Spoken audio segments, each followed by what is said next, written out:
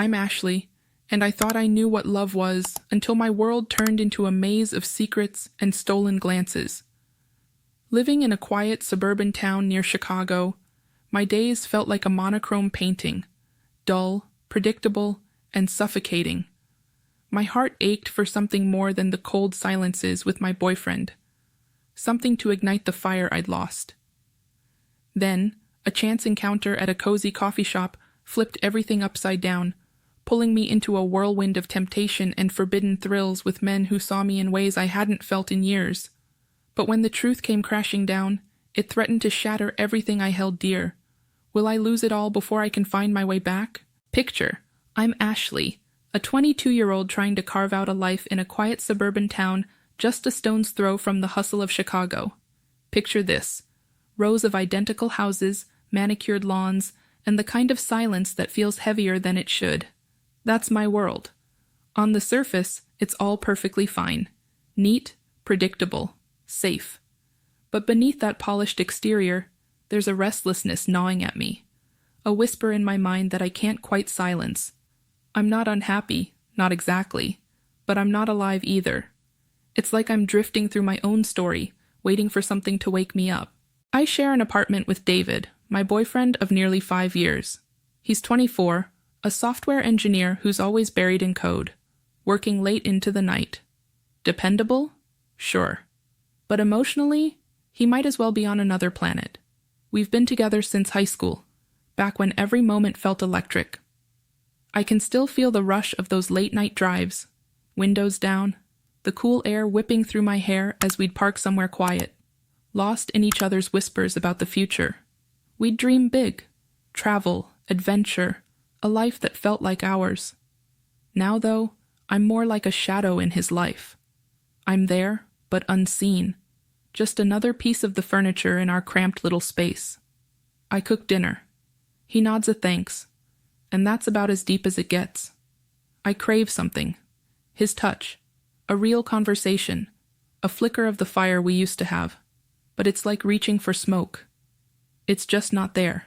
I've been feeling this void for months now, and it's only getting harder to ignore. This morning was no different. David shuffled out the door for work, his laptop bag slung over his shoulder, his eyes already glued to some invisible problem he's solving in his head. Not a word, not a glance, not even a half-hearted peck on the cheek. Just the sound of the door clicking shut behind him, leaving me standing in the kitchen with a cold cup of coffee and a heart that feels just as empty.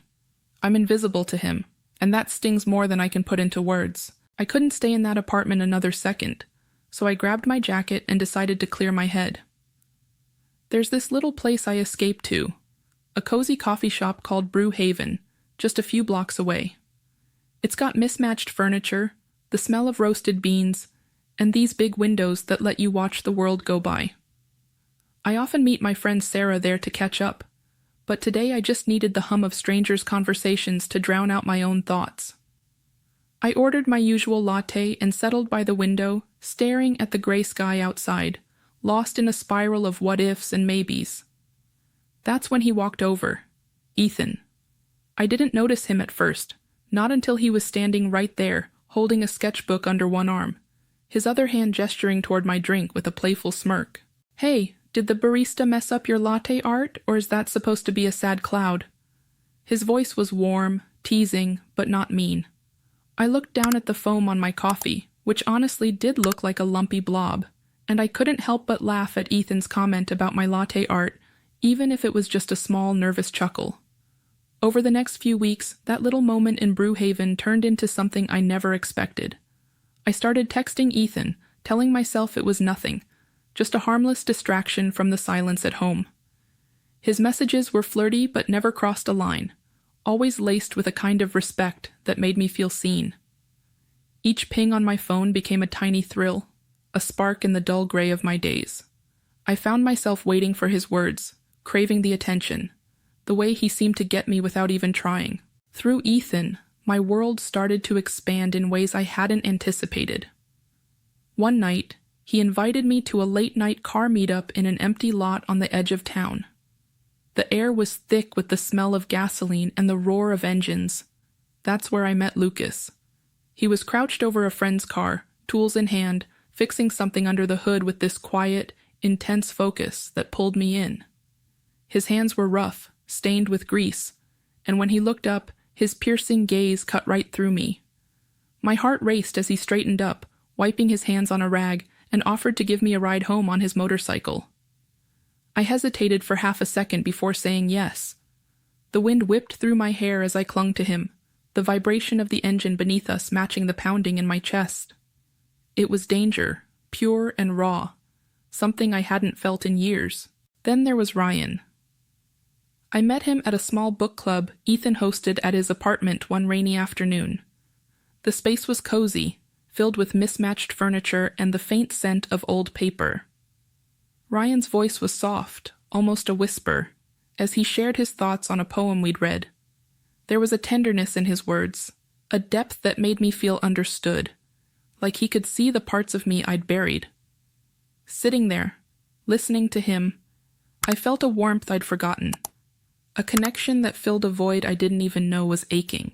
Each of these men seemed to offer something I'm Ashley, and the weeks after meeting Ethan, Lucas, and Ryan have been a storm I can't escape.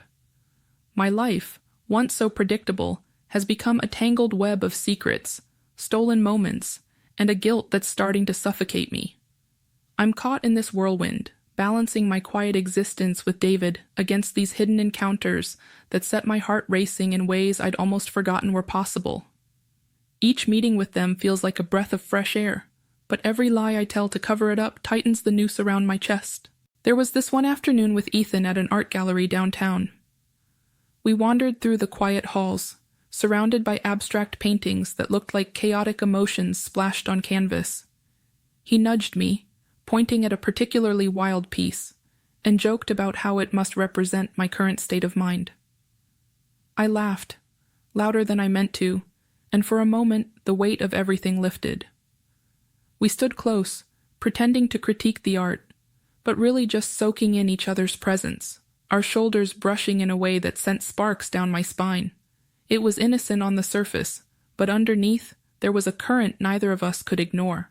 Then there was the night with Lucas. He picked me up after dark, and we drove out to a deserted road far from town, the kind of place where the world feels like it's holding its breath. He pulled over, cut the engine, and in the stillness, the heat between us ignited. We lost ourselves in the moment, the windows fogging up as time slipped away, our connection raw and unspoken. It was like dancing on the edge of a cliff, thrilling and terrifying all at once, knowing I was somewhere I shouldn't be, but unable to pull myself back. And Ryan. Oh, Ryan. One evening, after his bookstore closed, I stayed behind. The shelves loomed around us, filled with stories older than our own, and we sat in a quiet corner, reading poetry aloud. His voice was soft, wrapping around each word like a caress, and soon our readings turned to whispers, our hands finding each other in the dim light. It wasn't just about the words anymore. It was about I'm Ashley, and I never thought a single moment could shatter everything I'd built, but it did. It was a quiet evening, the kind where the world outside our apartment seemed to fade away, leaving just the hum of the fridge and the soft glow of the living room lamp. David came home earlier than usual, his face unreadable as he set his bag down. I was on the couch scrolling through my phone when he picked it up from the coffee table. My phone, not his. I froze, my heart dropping like a stone as I realized I hadn't locked it. His thumb hovered over the screen, and then his voice cut through the silence, eerily calm, almost hollow. Who are Ethan, Lucas, and Ryan Ashley? I felt the air leave my lungs as he read aloud a message from Ethan, one I'd forgotten to delete, full of playful, suggestive words that painted a picture I couldn't erase. My mind raced for an excuse, anything to soften the blow, but all I could manage was a stammered, "It's not what you think." The lie tasted bitter on my tongue, and when I looked into his eyes, I saw something worse than anger, pure, raw devastation. It sliced through me sharper than any shout could have. He didn't raise his voice, didn't lash out. Instead, he set the phone down with a quiet thud, the sound echoing in my ears like a gavel, and walked to our bedroom. The door closed behind him with a soft click, but it might as well have been a slam. That silence was suffocating, heavier than any words. I followed, tears already burning down my cheeks, my chest tight with panic. I pushed the door open and saw him sitting on the edge of the bed, his head buried in his hands, shoulders slumped like the weight of the world had finally crushed him. I spilled everything, the words tumbling out in a desperate rush. I told him how neglected I'd felt for years, how the emptiness in our relationship had gnawed at me until I couldn't stand it. I admitted I'd craved attention, validation, anything to fill the void, and how I'm Ashley, and the days after that shattering night with David feel like I'm walking through a fog, every step heavy with the weight of what I've lost. The apartment, once a place of quiet routine, became a suffocating reminder of my betrayal. David moved out a few days later, his belongings disappearing bit by bit, until the space felt like a hollow shell. We agreed to meet one last time, somewhere neutral, to say what needed to be said. So, we ended up at a small cafe near our old place, not Brewhaven, but a quieter spot, with dim lighting and worn wooden tables. I sat across from him, clutching a cup of coffee that had gone cold, my hands trembling as I searched his face for any trace of the warmth I used to know. There was none.